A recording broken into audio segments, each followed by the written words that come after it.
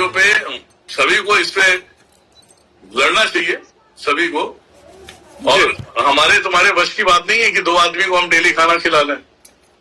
हाँ सही बात है गुरुजी, बिल्कुल ठीक बात है। एक नॉर्मल इंसान के बस की बात नहीं है कि भैया गांव से 4 आदमी आ गए और तुम खाना खिला रहे हो बिठा के, नहीं है।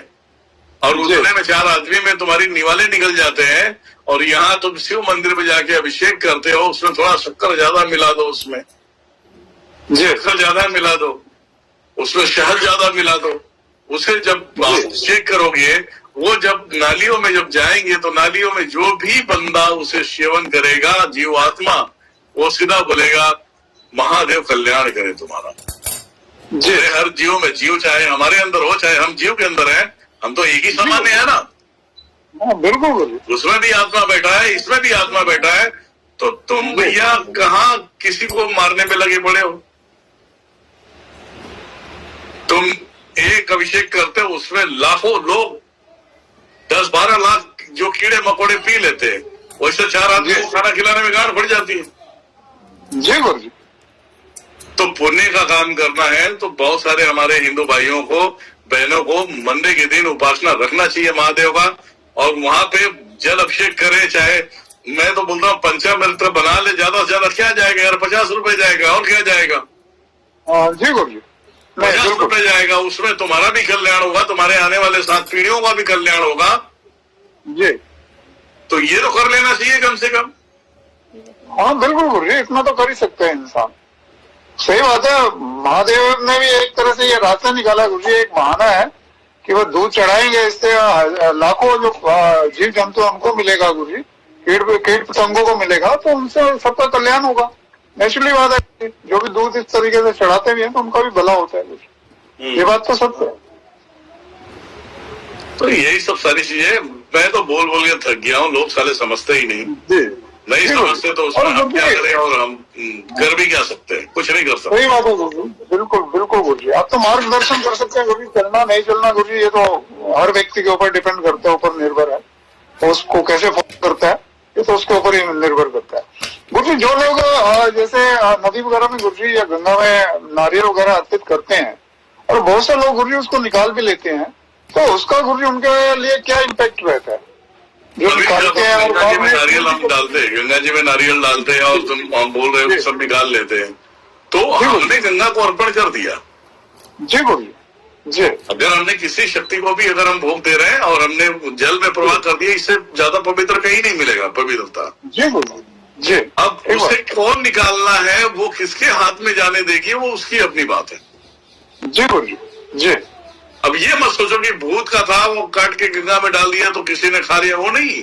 गंगा उस जैसे डालोगे गंगा अपने अंदर ले लेगी, बाकी तो पवित्र है।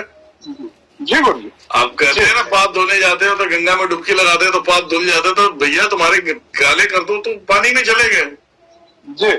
अब जिसने निकाला, जो उसका खाया या उसे जो भी किया, उसकी अपनी मर्जी।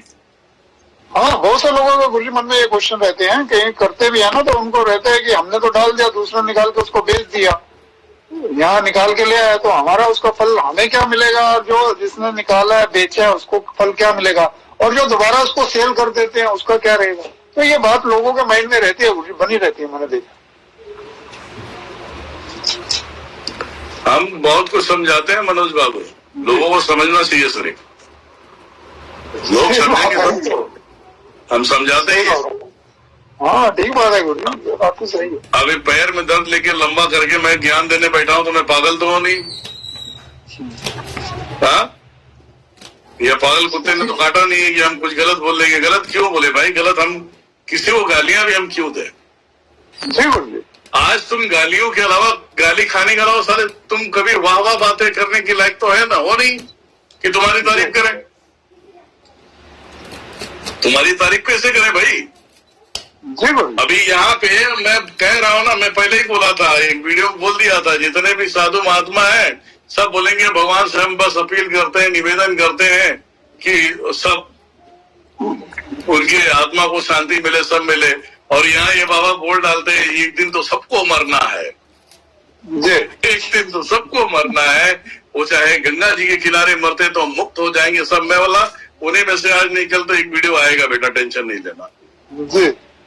प्रयागराज में मर गया, भूत बन गया, अपने घर वालों को परेशान कर रहा है, जी तो गुरु जी। उसका जवाब क्या रहेगा? हाँ सही बात है गुरु जी। जो बिना धक्के बिना मुखे वो नीचे लेटा है और लेटा ही रह गया, गिरना भी नहीं चाहिए, जी गुरु जी। लेटा है, लेटा रह गया, तो मतलब उसकी मुक्ति होती है, ये शास्त्र कहती है। मतलब ये वाले शास्त्र नहीं जो हमने देखी है उसके बाद। जी गुरु जी। तो जिनके ऊपर कुचल कुचल के जा रहे हैं तो वो मर गए, तो वो कहां से मुक्त होंगे भैया?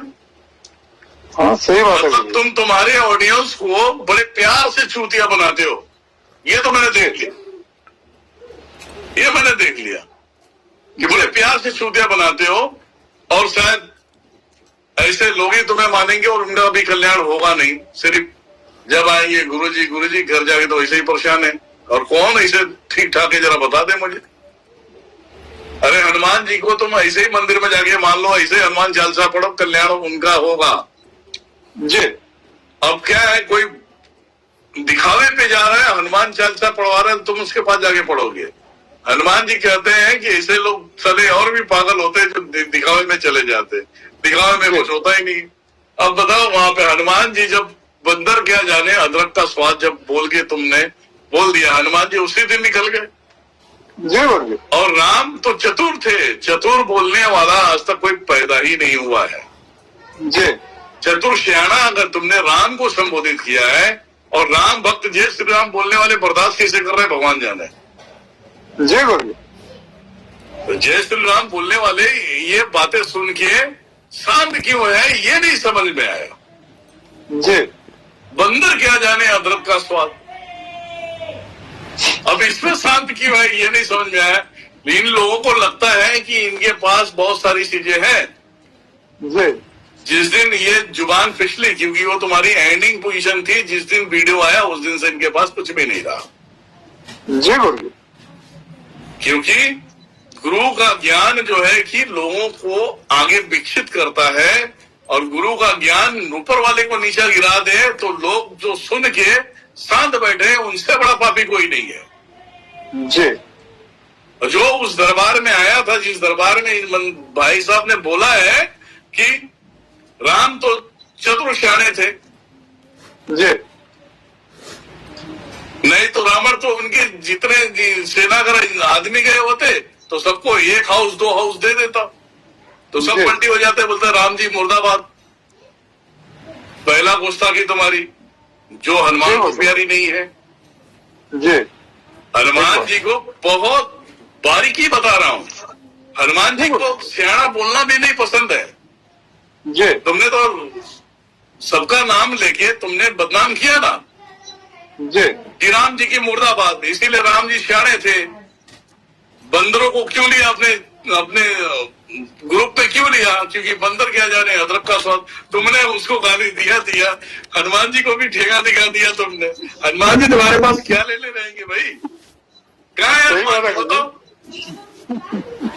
तुम्हारा यही टिप्पणी जो है ना तुम्हारे लिए भारी पड़ा, तुम्हारे जिंदगी से, तुम्हारे अंदर से वो जो फीलिंग्स था, जो एक लगाव था, वो खत्म हो गया। और ये दिनेश्वर महाराज बता रहा है, ये जुबान काली है, और ये जो बोलता है वो प्रमाण होता है, सत्य होता है। और इनके पास अब नहीं रहे हनुमान जी और नहीं रहे राम। अब ये कितने भी अच्छे प्रवचन कर लें, उसमें हानि होगा ही होगा। इस टाइम पेपर पे लिख देता हूं, सभी लोग लिख लो।